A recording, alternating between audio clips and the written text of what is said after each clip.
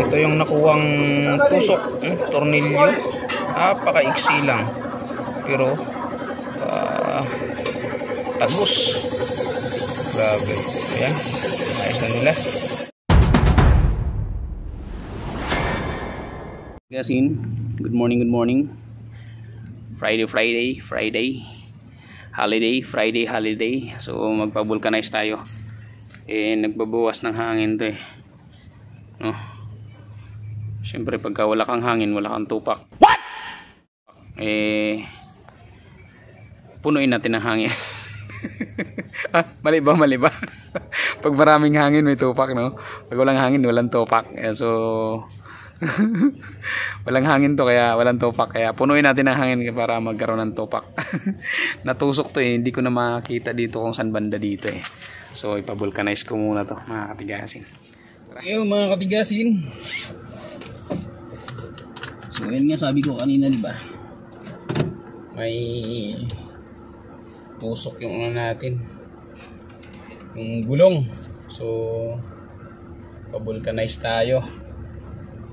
So, malapit lang naman dito yung vulcanizing. Diyan lang sa may sa may Evangelista. Sa Evangelista lang. So, napakaganda ng panahon ngayon, mainit.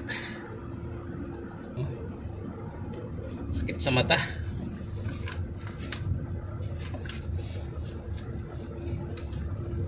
Wala. Mainit Okay, so tara, magpa-vulcanize tayo. Actually, ano na to pangalawa na tong sasakyan na pinabulkanize ko. Kasi yung kanina, hindi lang ako nakapag-video. At nagpa-vulcanize ako. At punta naman tayo, pangalawa na to ulit. Pangalawang sasakyan. Ito, yung Camry, no? Kanina yung Ford Escape.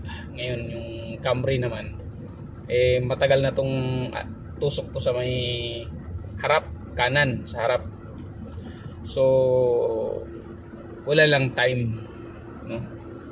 Wala lang oras, kaya hindi ko na pa-vulcanize. So ngayon may time na tayo kasi holiday nga, di ba?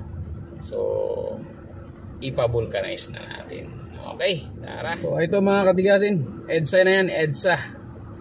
So kakanan tayo dyan at mag-U-turn tayo para makapunta tayo dun sa Evangelista. Ayan, go na.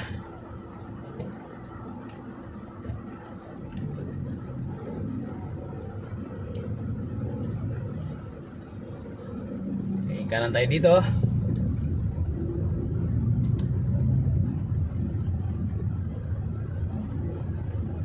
At mag-U-turn tayo dito. U-turn tayo dito, papuntang papuntang U-turn, papuntang MOA. Unbrake. So ayan mga katigasin, binabaklas na nila yung gulong dyan, no? Syempre mahigpit, kakailangan luwangan. So ayan. At ito na nga mga katigasin, ayan, nabaklas na. Ayan yung tornilyo, yun yung tornilyo na yun na bumaon yan sa gulong na yan. At ayan mga katigasin, napakaliit lang ng tornilyo pero baon na baon talaga. At ang ginawa ko dito mga katigasin, ayan,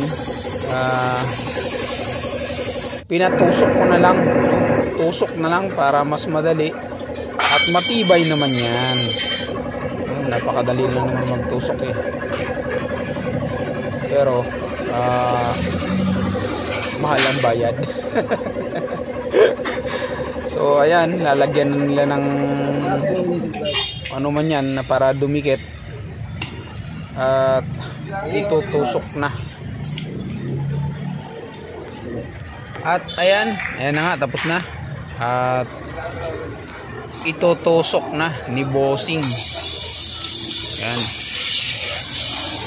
Ayan. Tigas din yan, matigas din.